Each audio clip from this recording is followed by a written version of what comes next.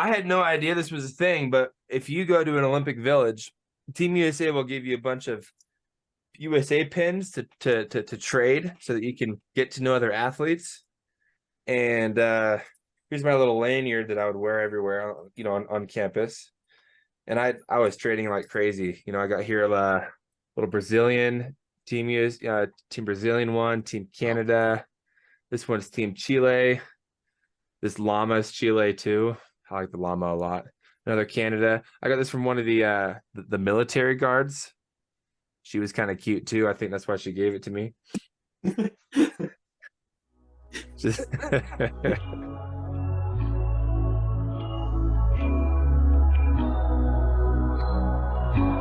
I ain't in the mood. I ain't hit the groove.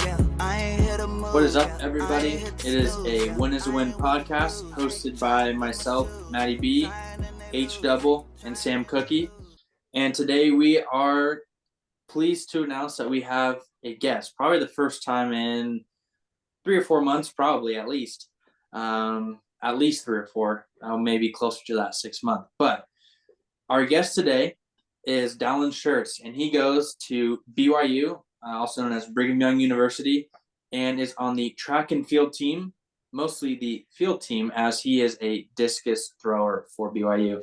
So we are super excited to have him here today. I got connected to him through one of my buddies, and we are so grateful and thankful that he's able to come on the podcast, talk with us for, 20, 30 minutes. We get to know a little bit more about him, maybe throw some jokes here and there, and hopefully everyone likes this episode. So with that, Charles, Sam, anyone else, take the floor. I forgot to mention that you were just learning our names, but we also have nicknames on the podcast, so you don't have to feel inclined to call us by that. You can still call me Charles and Matt, but we do have nicknames, so that was what Matt was saying. But don't feel pressured to call us that. So, sure. But I'm H Double. I forgot the nicknames already. No worries. It gets confusing. Matt has like 5 different nicknames at this point. But Dallin, why don't you introduce yourself to the audience for a little bit? Oh, okay. I'm from Oregon, little town called Banks, which is like an hour west of Portland. Kind of like if you've seen the Goonies, I live about 45 minutes from Astoria, which is where the Goonies was filmed. Tillamook cheese, ice cream. Yes. Okay. Yeah, I gotcha. Yep. I grew up like 30, 40 minutes from Tillamook. It's a city, if people aren't very aware of that. There's more cows there than there are people. And that was actually in our school district growing up in high school. So we had Astoria, Tillamook, us, Banks, and like 2 other schools, 4A. So small town. We'd go there all the time for competitions and track meets. It was fun to drive into the valley, and all of a sudden you smell cow feces. And you're like, oh, we're almost there, and 5 minutes later you pull into the school, and right next to the track at Tillamook there's this huge ass cow field just full of just cows eating and pooping while we're competing. It's an experience, a unique one.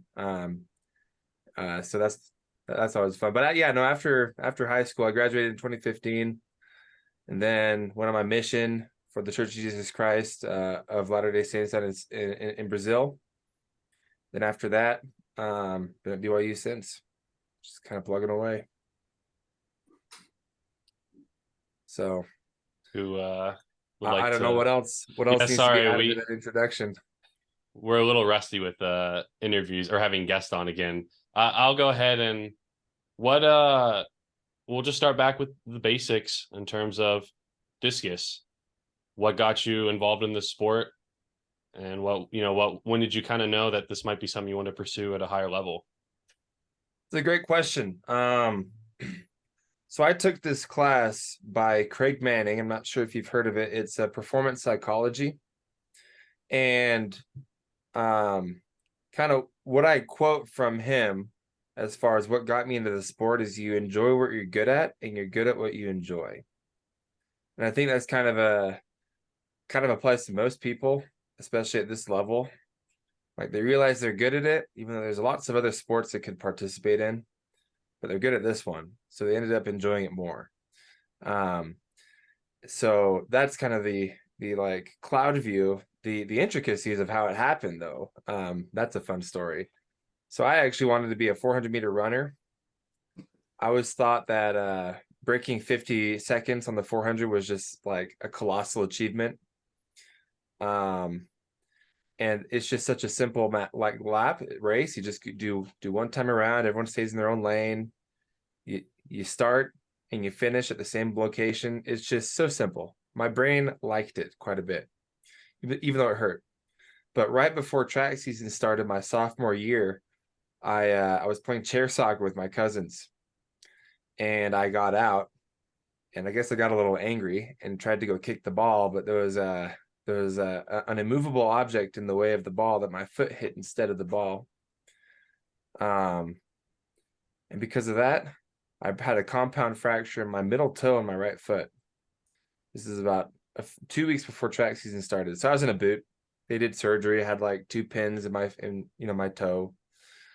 And so I was like, well, if I can't run, I guess I'll throw. So I just threw in a boot all season. And my boot came off like a month before the season ended. So there's a few track meets before districts, and I PR'd by like 40 feet. And then at districts, I made it to state top 2. And then at state, I accidentally got 3rd and PR'd again there. And I was like, hey, this is kind of fun. I like to win. And then after that, I guess it's all history from there, but yeah. We like to win too, so. Yeah. I think everyone does. Just a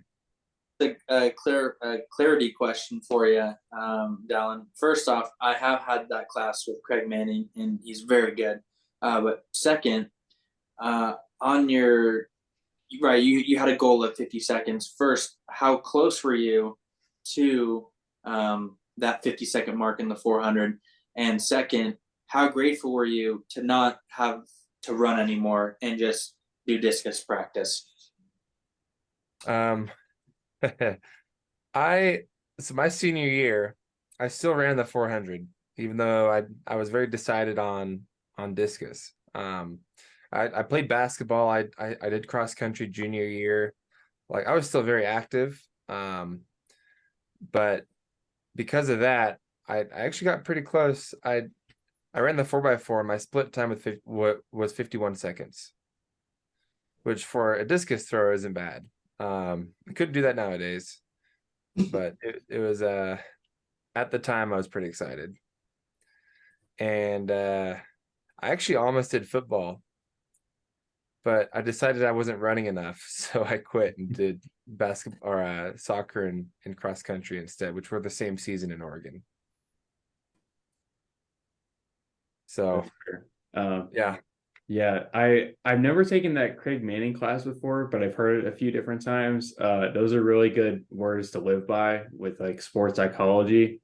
Whenever I was in like freshman year in high school too, I definitely took those words to motion too. Whenever my grandparents introduced me to bowling as well, it's kind of the same kind of genre of weird, kind of less notable sports, but it was definitely kind of endearing to hear. Like once you kind of get the rhythm of things and you get good at it, just like discus, you can kind of enjoy it more as a sport and turn it into a career later on. So yeah, well, I mean, career probably not. There's not a lot of money in throwing, but a passion for sure. And hopefully, it takes me places. It already has. That's true. But I'm hoping for it to continue taking me places. So we'll see. Yeah, Yeah, sure. I mean, one of those places is the Win is a Win podcast. So you're going far. I gotta ask, were you a bucket in basketball? A bucket? Yeah. Like a post? Like could you get buckets? Like, Yeah. Oh, I dunked once. My last game. It was the last home game. The crowd went wild. It was really fun. Was it like off a lob or how? It was off a breakaway. So Okay. it was just a fast turnover, and I was already on that end of the gym, and he saw me and threw it to me, and I just went up. And luckily, my mom got it on camera, so So we actually have that moment recorded, but it was really cool. That's awesome. Yeah. No, during basketball season, I was more the hook shot kind of guy. Some games I put up 25 points just around the post. Ooh, little Kareem action, a little old school. Yeah, like boom, and then just like moving around, Yeah. getting around those defenders. They pushed me around a lot because I was 190, but Yeah. I was nimble on my feet. I couldn't dribble to save my life. I mean, you did say post, so just feed you down there and let you go to work, and that's all you gotta do. Yep. It was fun. I miss those days. I admit I cried at the end of our last game ever because I knew I'd never be on an organized basketball team ever again.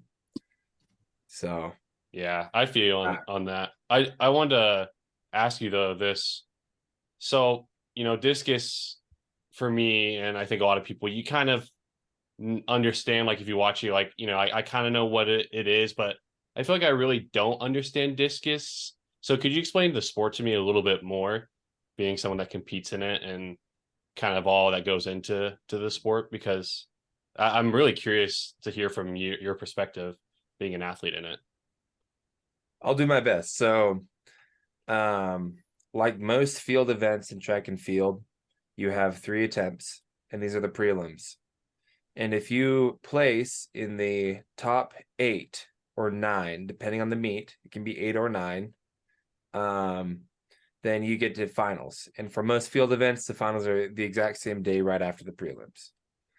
And the finals is just 3 more throws.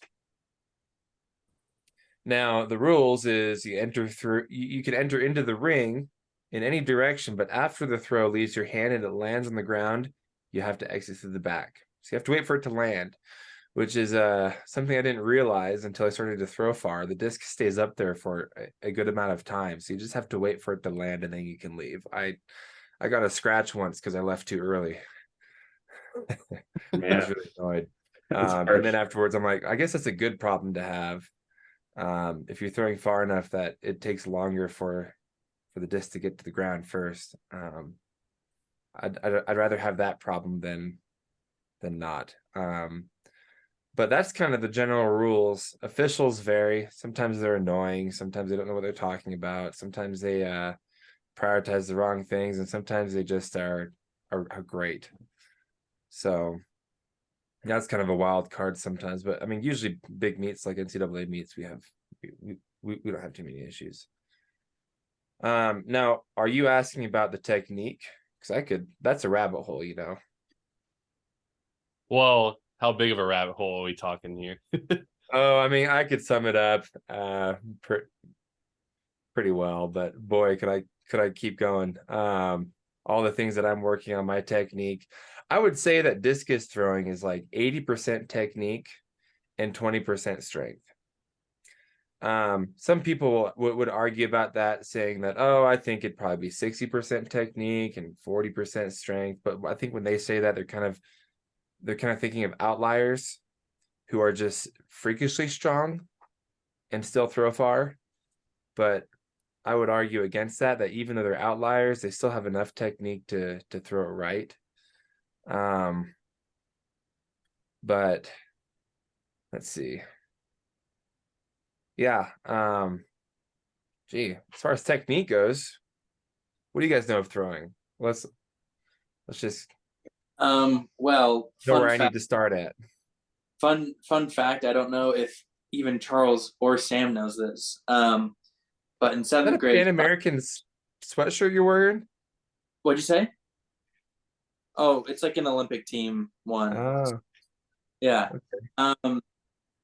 So I don't think Sam or Charles knows this, but in 7th grade, we were able to do track back in our middle school, and they all know me as like the cross country like soccer kid, which is true, but I always wanted to do discus. So I actually did like 1 season of discus. I never threw in a meet, but I did do some of the practices. So I do know some of the technique. Granted, this is 7th grade knowledge, so your knowledge is, let's see, 1000% better. However, I do know a little bit of the technique. Obviously, I know the weights are a little different. I can't remember what the weight is for the women and for the men. Shot put's a lot easier. I think it's 8 pound for the women, and is it 12 or 14? I think for the men. But for the discus, you have to you can't like grasp it like this because that will make it not throw. It's kind of like you have your palm really outstretched, but kind of like the fingertips on it, maybe on the edge, I believe. But then what they taught us is you have it here and you do 2 pumps. And then on that third one, that's when you really twist your body and almost do like 2 or 3 circles. And then you want to let it go right as it gets to like that apex point, and you hold it. That's about the most technique I know, but that's about it for me. We're gonna get into that. First, I'm gonna find my Olympic jacket. I need to be matching with you real quick. Matt, I did not realize that you did throw that. You're right. That's a fun fact. What were your marks in practice? Oh boy. I think when I threw, I was at like 45, maybe 50 feet. Remember in middle school, I was like 5'1", 5'2", like 100 pounds, maybe. Like, I do agree. It is mostly technique. However, I was small. So about 45. So that's about, 13, 14 meters. Maybe. Just, I was looking, research, we got down here throwing around 60 meters. But so, you're about 15, 30, you're about 1/4 of the way what he got or gets, so. Well, how about this? I'm glad that Dallin is getting that much more than me. And what he's doing. That's actually, this is the perfect, I think I should ask this question now while we're on this. I was going to ask Dallin ooh. Oh yeah, no, I got this a few weeks ago. Yeah, well, we got to talk about that. So just this, my friend, is the old Pan American right here. You see that? Pan American Games. Ooh. I don't know if you can read it. So for people watching the video or listening, Dallin did compete in the Pan Am Games for Team USA. Myself, Matty B, bought this at Ross for about $5, and I have gotten so many people asking me what sport did I play in the Olympics. So if you ever feel bad and you ever want to just go somewhere and have people ask about you, go to Ross, find something Team USA Olympic wear, and go. But just know you will disappoint people unless your name is Dallin, who actually did go. So pretty cool. It's a pretty awesome jacket, though. Still, yeah, I like it. Yeah, so that. I think that is from the 2016 issue. They change it every Olympic year. So next year, the USA garb is going to be different. Yes, this one, I don't know if you can see it, but it's the 2020. It's the Tokyo one. So. Oh, gotcha. Yeah, I was going to ask real quick, since Matt was talking about his past experience being a discus thrower, real quick, what would you say? You can use me as an example here as an average person, an average Joe. If I stepped in right now and did a discus throw, how far am I getting it? I'd say maybe 20 meters. Maybe. Okay. I was just curious what the average person, like if I tried this, how far am I getting it? I was so I was picking up on some things to say. First off, you're questioning about the weights. So for discus in college, the discus weighs 2 kilos, 4.5 pounds. In shot put, it weighs 16 pounds in college, 12 pounds for men's in high school, 8 pounds in middle school. Women's is 8 pounds the whole way. Or maybe women's goes up in shot put when they get older. I actually don't know. I should know that, but I don't. Yeah, for men's disc, it's 1.6 kilograms in high school and 2 kg in college. And the way you throw is all about your legs and your connection to the ground. So we're going to go down a quick rabbit hole. I'm not going to bore your guys' ears off, but a lot of people think that throwing is the upper body, the arms, but it's actually not. I mean, you can get away with a little bit of a, like fast twitch pec muscles on the finish, but the real power comes from your quads and your hammies and your glutes. It's all in the hips. And so the reason why you wind up in the back is because you want to hold it through the entire throw. So you create this tension in your core when you wind up, and the tension creates a connection with your left leg and your right arm, right? Because there's a point where you're going to have tension where you can't really go back anymore.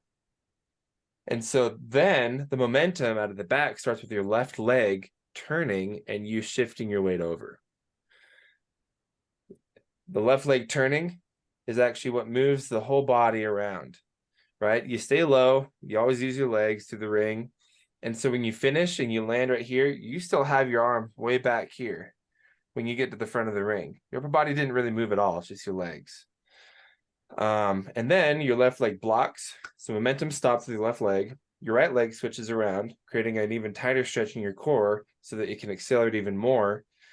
And your left arm blocks and you finish right here, right? The whole point is momentum and physiology. Like you're working with physics and physiology together to try to throw as far as you can. Another thing that, I mean, there's a lot that happens there, and I'm really not saying probably most of what it really means to throw, but if you think of it in physics, you're trying to create the longest path of the discus possible while you're in the ring, because you guys know the longer you apply force, the more acceleration you generate.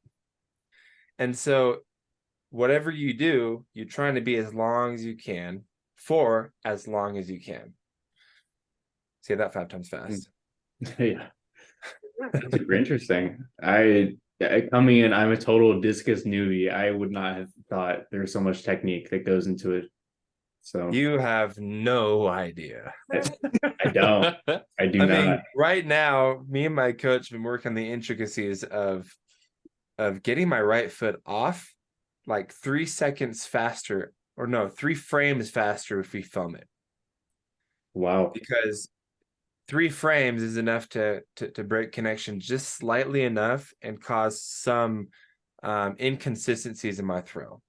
The whole idea of technique is to make throwing as far as you can with the simplest amounts of movement that are the most controllable things you can do, because you're trying to do this at the highest intensity.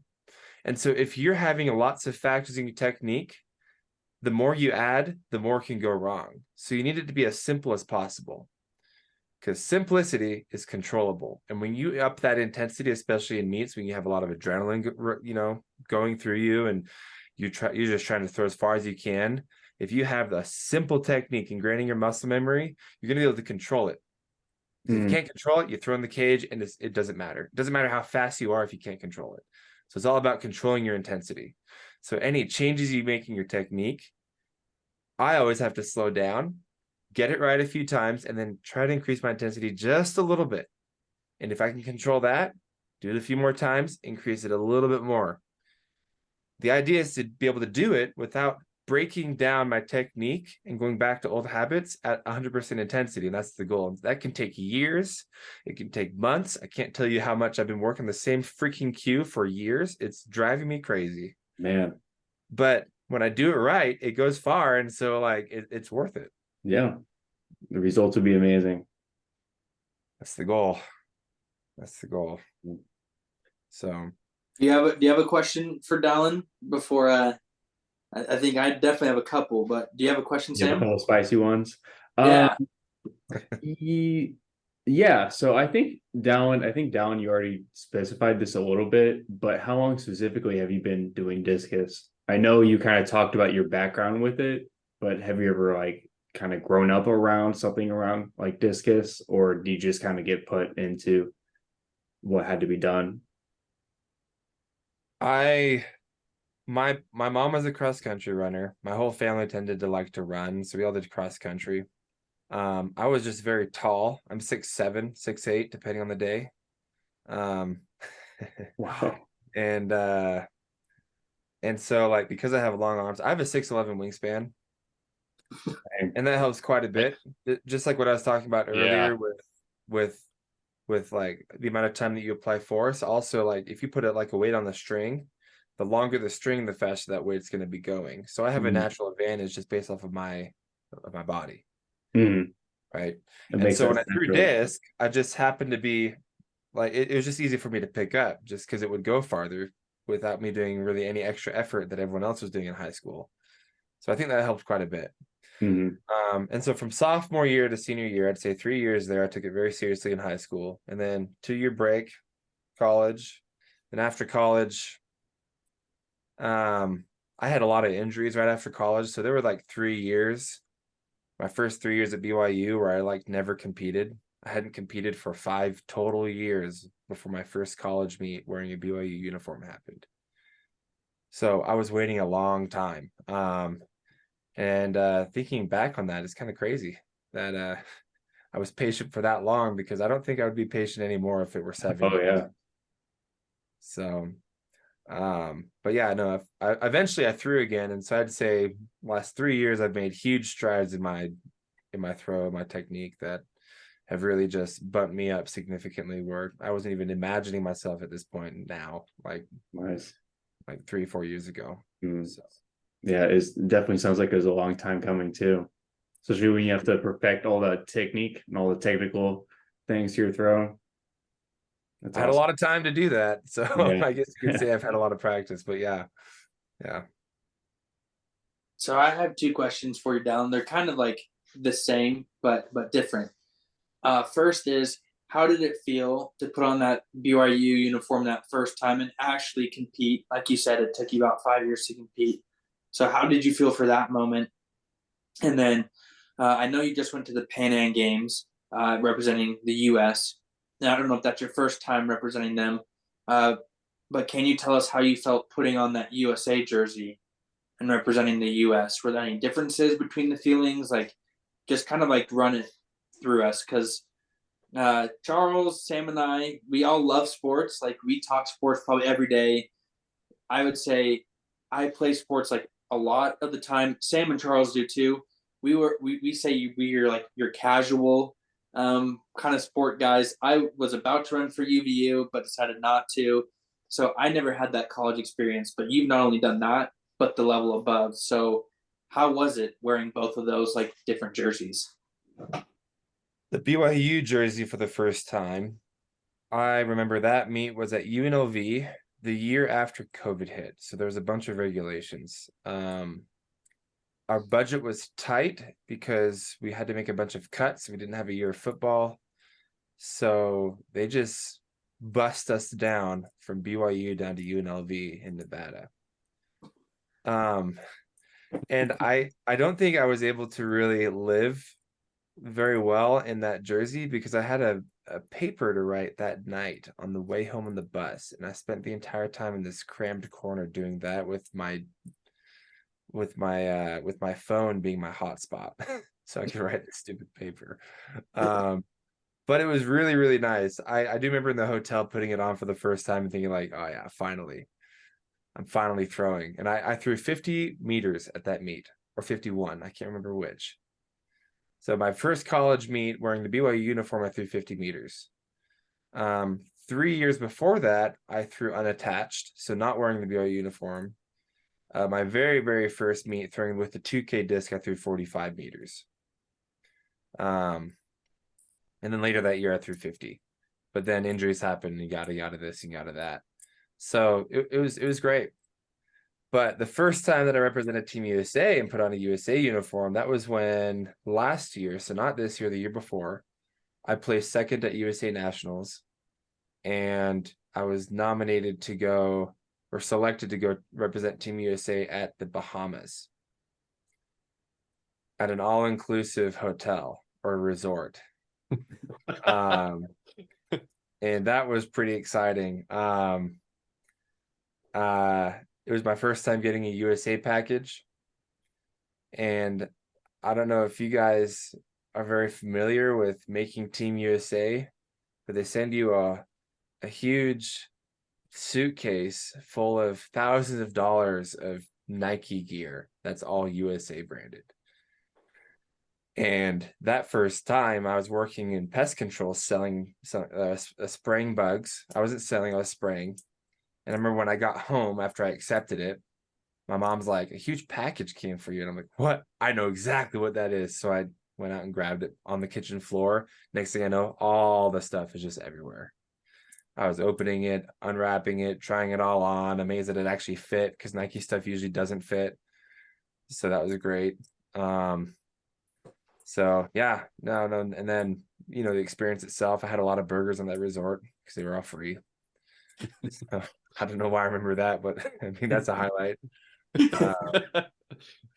So, and that one I was anticipating because I knew I would make it. So I kind of knew that I was planning on going to the NACAC, which is what the competition was called, North America, Central American, Caribbean. So just the North American Continental Championship. I was anticipating that meet since USA Championships after getting second. Now Santiago, Chile, I had no idea. I placed 5th this year. And the rule is that for these championships, they take the first 2 people that place, they're the first people that get the invitation to be selected for Team USA. Now, if they opt out, it goes down to the next person, and the next person, and the next person, depending on who accepts it. And I signed up as an alternate, anticipating that I would not be going. And then I got an email the day before or 2 days before I was supposed to fly out, saying that I was selected, that someone dropped out, and I was like, heck yeah. Said yes. Next thing I know, I'm flying down to Santiago. I didn't even get my package. It didn't get here in time. I just used the USA gear from the Bahamas. Just threw that in my luggage, and then and then I had a friend drive me to the airport, and I was on my merry way down there. So it was fun. Yeah, and, that's yeah. I'm gonna keep talking real quick. So there is a. Where is it? I had no idea this was a thing, but if you go to an Olympic Village, Team USA will give you a bunch of USA pins to trade so that you can get to know other athletes. And here's my little lanyard that I would wear everywhere, on campus. And I was trading like crazy. I got here a little Brazilian Team US, Team Brazilian one, Team Canada. This one's Team Chile. This llama is Chile too. I like the llama a lot. Another Canada. I got this from one of the military guards. She was kind of cute too. I think that's why she gave it to me.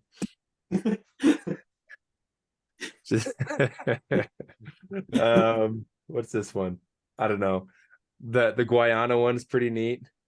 Yeah, no, all these are pretty cool. Puerto Rico, that one's fun too. So yeah, that's kind of part of the experience, and I had no idea because that wasn't happening in the Bahamas. That happened only at the Pan Ams. So that's really cool to see, honestly. Yeah. Like seeing all those pins from different countries, the athletes that represent. So yeah, maybe next time you can bring me along if you're able to. I can get some pins too. Maybe you can give me a pin to trade, or well, hopefully I make more team, US teams so that I could trade some more pins. For sure. So, yeah. I'm pretty sure you can bring a guest with you on those though, right? Yeah, my coach. Well, that makes sense. You can't just bring some normal Joe like Charles. Sorry, Charles. Well, here's the thing. If you need a bag boy, there's 3 of us. You choose one. It's fine. It's like Russian roulette. You choose which bag boy you want. You'll get the bag. Bag boy. You can do that. That's easy. Yeah, that's easy. I even have a jacket. I look official, so that's true. You could just sneak in, Matt. Yeah, with that jacket. Yeah, I can just hop in. Like since people ask me what sport, I'm always tempted to say, "Oh, I was a speed walker." Because speed walker. Nice. You look the part, Matt. I know a speed walker. His name's Emmanuel. I got to know him at the Bahamas. He's a great guy. That's awesome. Those guys can move their hips. Let me tell you what, those things are moving and rocking. Like goodness gracious. I did not think speed walking was like a real sport. It is. It is. Yeah. In fact, there was a very sad thing that happened in Santiago.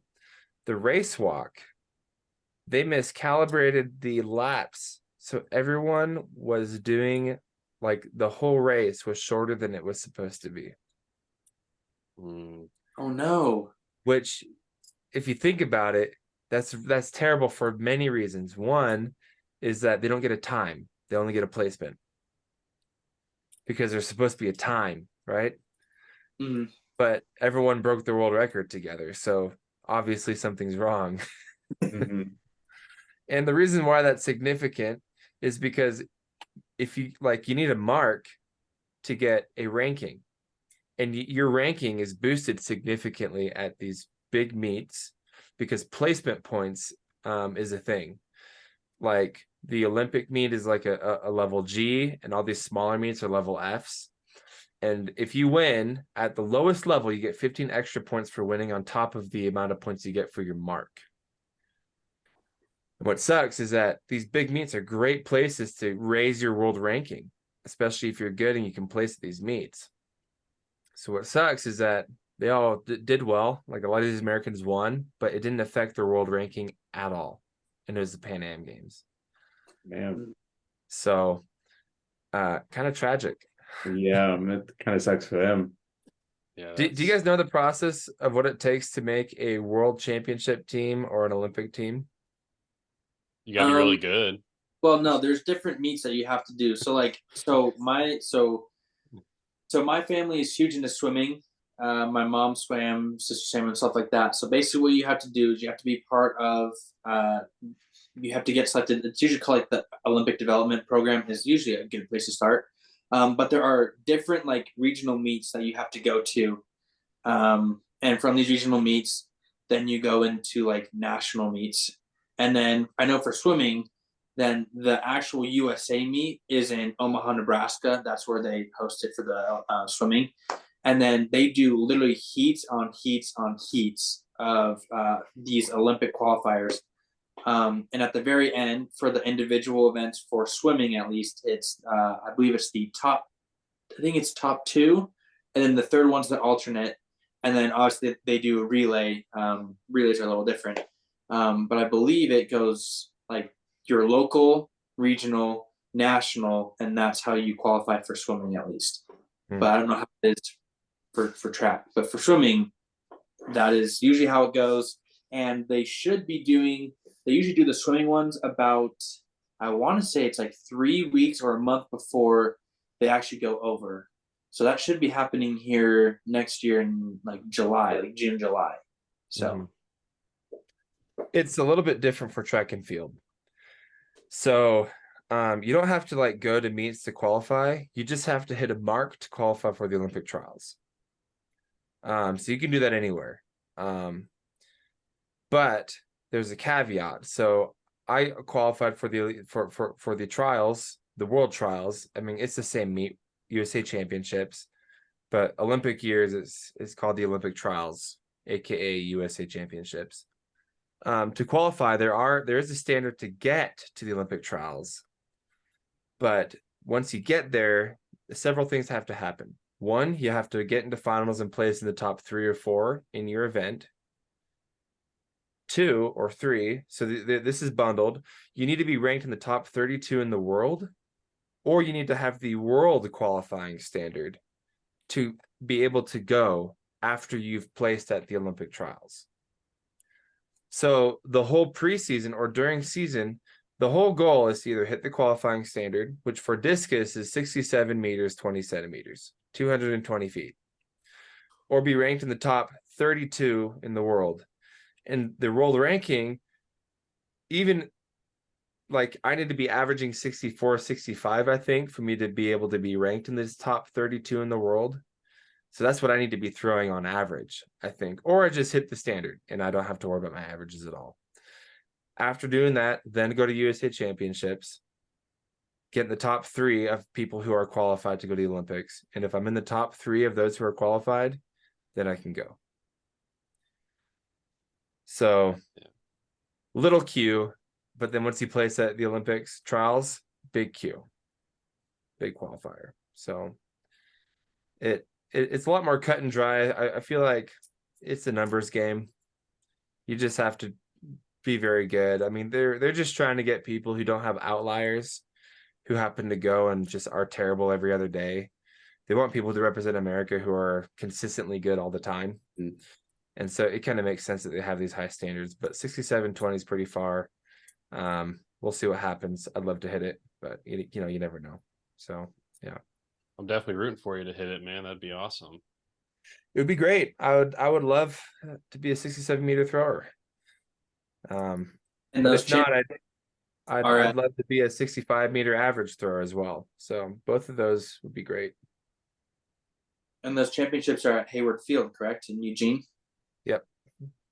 And would that be kind of fun for you since you are like from Oregon? Like, would it be fun just to, I mean, I assume state was there as well for you maybe when you went, but do you think it'd be a little bit different to go as like an Olympic trials type thing? Like, would that just like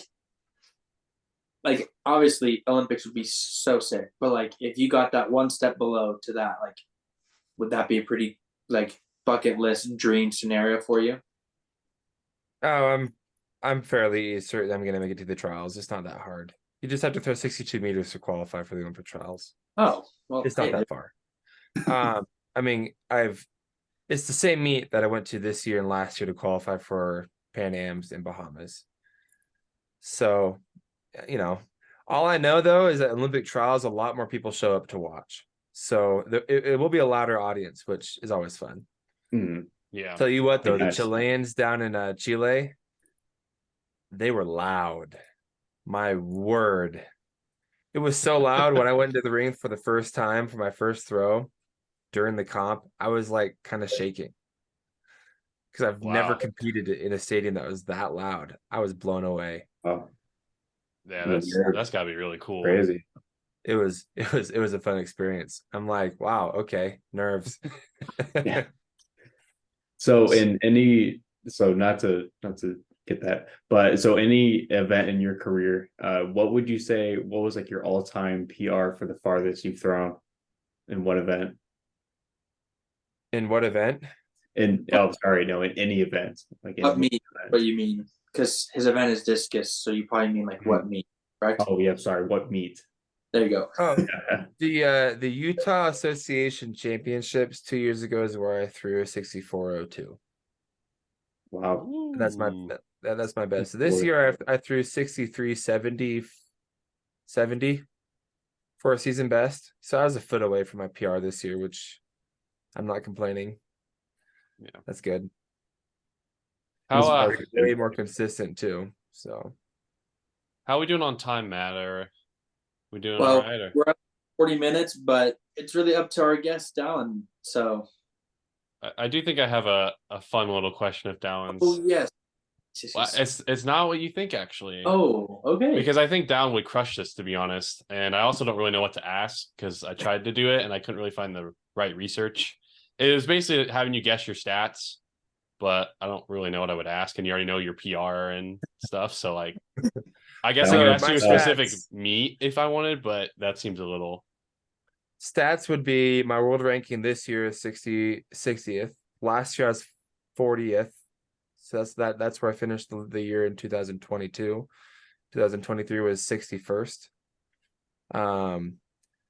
In the US, I finished the year ranked, I think 8th or 6th. Wow. There you go. As far as my ranking goes. I mean, I placed 5th, but that's my ranking as far as how my season went. Right, I got you. I was gonna say, so it's not that segment, which I know I had done in the past. I would say this is a different question. You know, we've been talking about Dallin the athlete, but this revolves more around Dallin the person. So I did a little bit of research, and I found online. I found that it seems like, I'm assuming you wrote this, but there seems like a little bio about yourself, and I happened to catch that you liked music writing and producing. And so I did a little more research, and I think that someone here might have released an album in 2015. Was this you? Does I Need Thee Every Hour sound familiar? Yeah, I did that before my mission. I was gonna say I was doing the Apple Music preview, and I listened to the song that is the album cover. I listened to that title, and I gotta say it was actually kind of nice. I like the beat you had. So where's that kind of in your life right now, music producing and all? Lately I've been lazy and I haven't really touched it for a little bit, but every now and then I'll crank out a song. That was mostly a project I did for the mission, but I usually make electronic music. And it's mostly ambient type electronic music, not very party. Okay, yeah, I got you. And it's under the guise of my gamer tag. I thought that was fitting. Gamer tag, electronic music. There's, in my mind, when I reasoned, I thought they went together quite nicely. Which is Dillywan, and that was the name I chose when I made my first RuneScape account when I was like 12 years old. Ooh, RuneScape. Nice. Old school RuneScape, baby. That's awesome. Nothing like the old Lumbridge soundtrack, mining for ore and killing goblins. That paints like a perfect picture in my head of like what kind of like ambient music you would make then. Those kind of old RuneScape tracks are bops, honestly. Yeah, I mean, it's not quite RuneScape. It's more like, I mean, I love Owl City, so you hear a lot of Owl City in my music. Without me trying, it just kind of bleeds through. But yeah. Makes sense.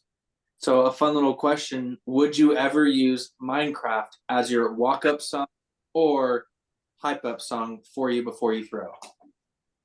Minecraft's a vibe. Me and the boys, we have a realm that we share together. We haven't been on it for a while now though, but sometimes we'll get into these Minecraft craves and just go for hours and build stuff. But I'd say my walk-up song might have to be Duel of the Fates. Oh, Star Wars. There you go. John Williams. We like that. Yep. It's a good one. I mean, that's like the best cinematic fight of all time. One of them. We can't count out Mustafar though. Also one of the greatest. Look how much more we learned about him just from that one simple question. This is awesome. Exactly. Yeah, no, I'm a geek. I'm very much a geek. I love Star Wars. I just beat Knights of the Old Republic 2, which is a very old Star Wars game. I've played through Jedi Knight Academy 2 like 6 times. 7, actually more than that. I've lost count. That's one of my favorite Star Wars games. But the old classic 2005 and 2006 Battlefront 1 and 2. Yeah. I know about those. My go-to Star Wars was Lego Star Wars. Oh yes. Lego Star Wars, The complete saga on the 360. That an absolute classic. Yeah. Oh man. I've been trying to find it again at stores and I can't, and it sucks. So you have to get it on Steam. Yeah. Oh yeah, I know. I just wish you could play with friends. I think you can on Steam, can you? Or can you? Can. Yeah, Steam's great. I got a ton of games. I'm about to tell my friend that right now as soon as we finish. I'm about to tell them right now.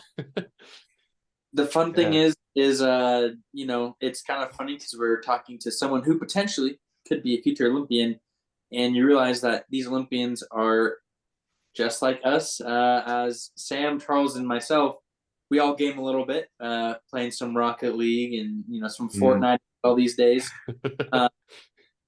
But Dallin, for you, in your free time, obviously it seems like Star Wars is kind of that free time when you're not throwing, when you're not working. Obviously, you work with my buddy Brock, so I kind of know that realm a little bit. So if you're not doing work and you're not throwing or school, what does free time for Dallin look like? What would you like to do? What are you doing? Free time, I like to throw on The Office to kind of relax. I got a pretty comfortable little place here that I'm living in. I can unblur my background. So don't mind the mess.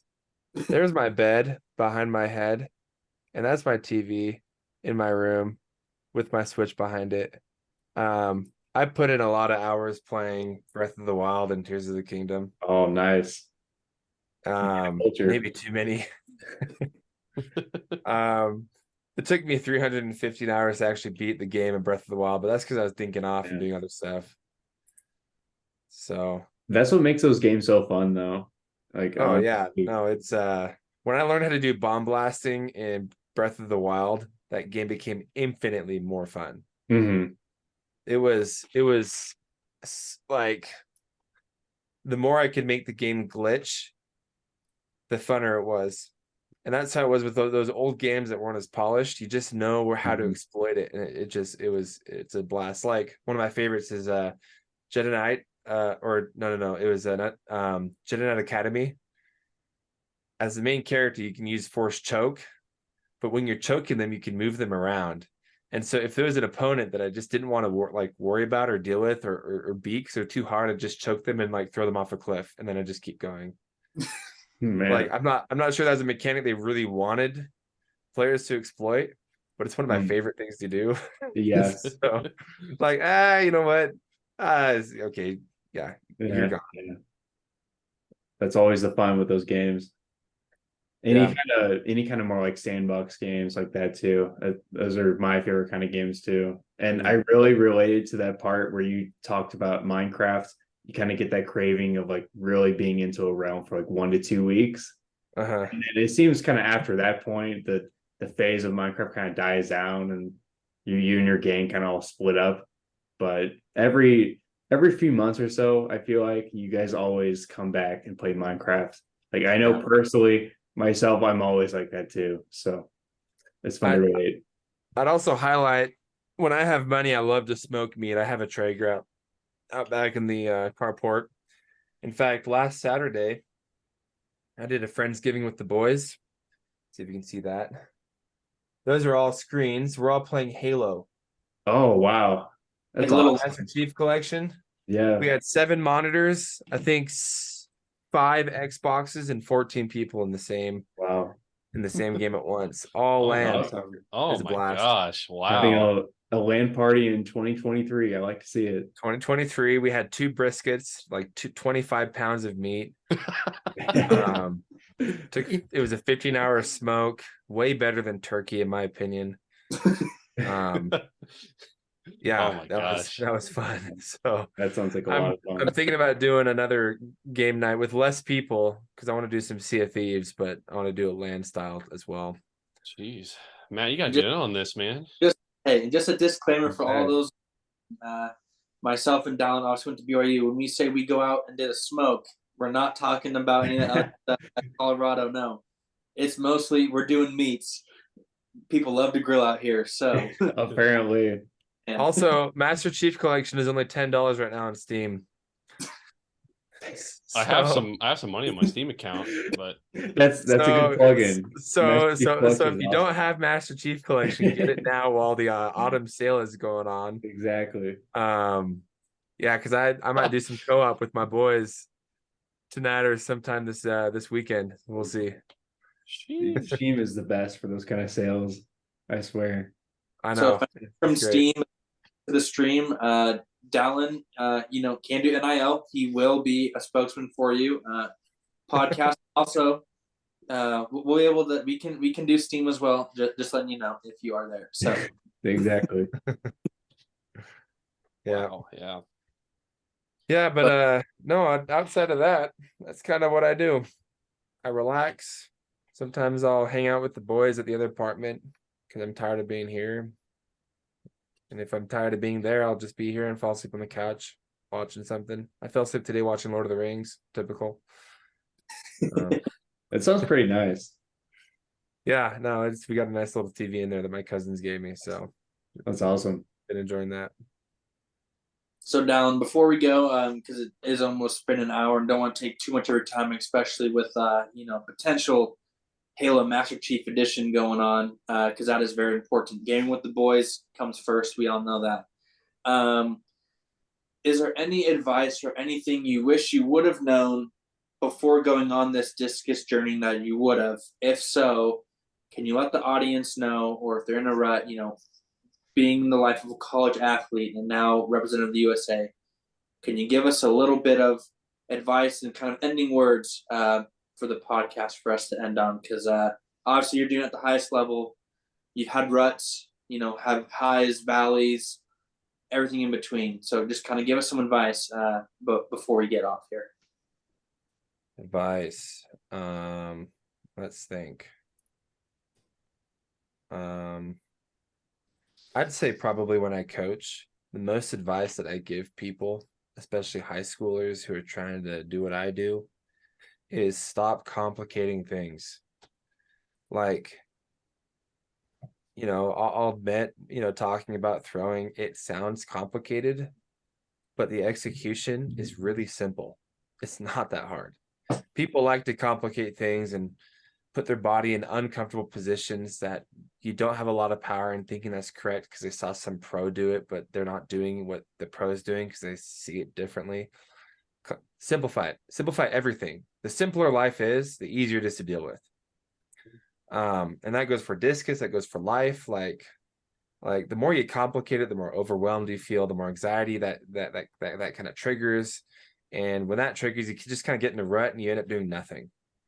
So stop complicating things and just think like in the most simple terms you can. Like, for an analogy, when I coach high schoolers and I'm like, so what are you going to do this throw? What's your cues? And they're like, oh, I'm going to lead with the knee and keep my head level and do this. I'm like, is your brain really going to keep all of those words in your head while you're going to throw for the 1 second that you're doing, like executing your technique? No, you have to keep it at 3 words. And those 3 words have to be very, very, very precise, but simple. Like when I throw and step in the ring, the only way that I can execute the technique that I want to is because I think like 1 or 2 words in my head. I'm like, just stay low in the knee, low knee. That's all you got to do. So simple. 2 words. It's so easy to execute. My brain's like, oh yeah, 2 things. That's it. I can do that. I can stay low. It's just a matter of like my peripheral getting lower.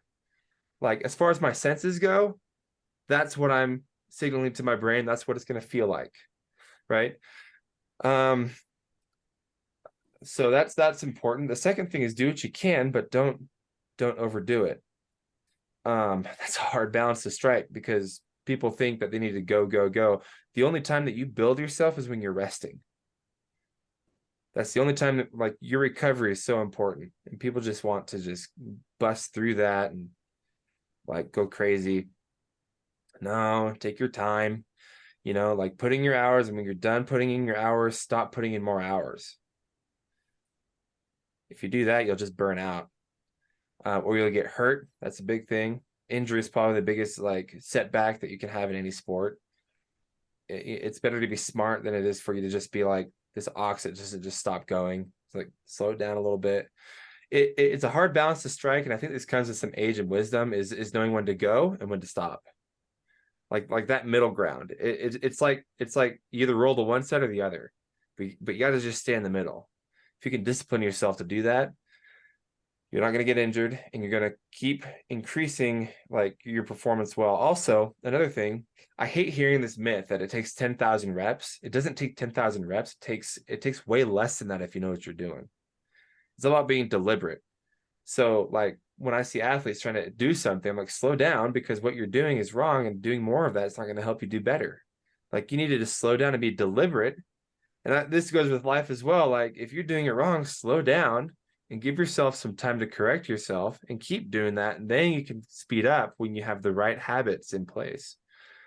So I'd say having a little wisdom, I think, in knowing yourself, like read yourself. That's the hardest thing.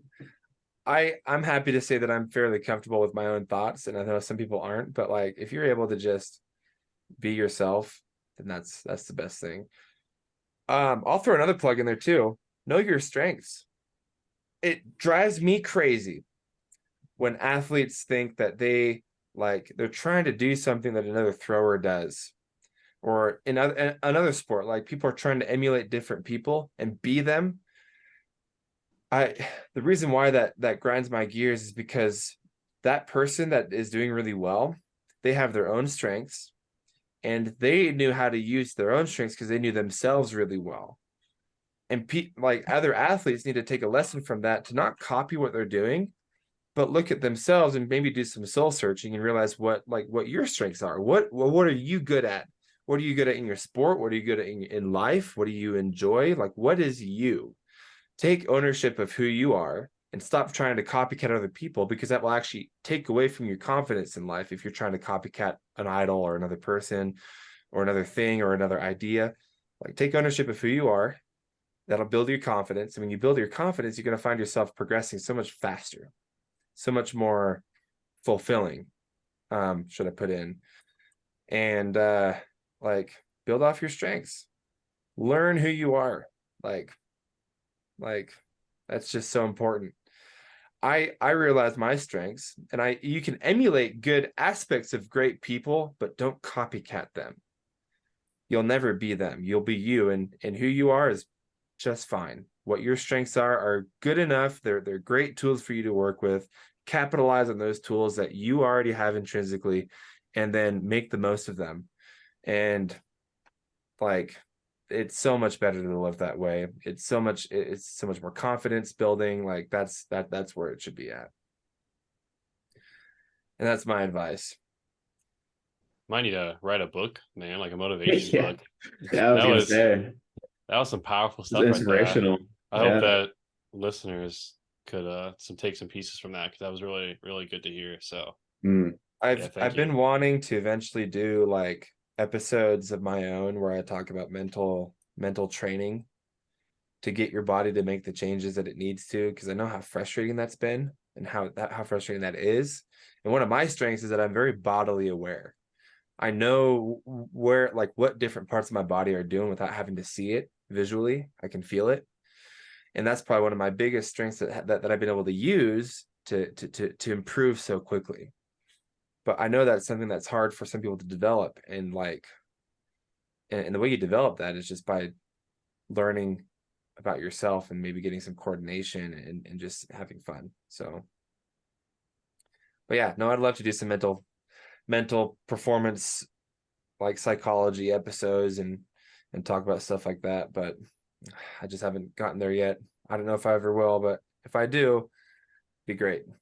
Because I know there's people out there, especially in the throwing world, there's not a lot of talk about the mental game that it requires to be a good thrower, because that's a huge part of it.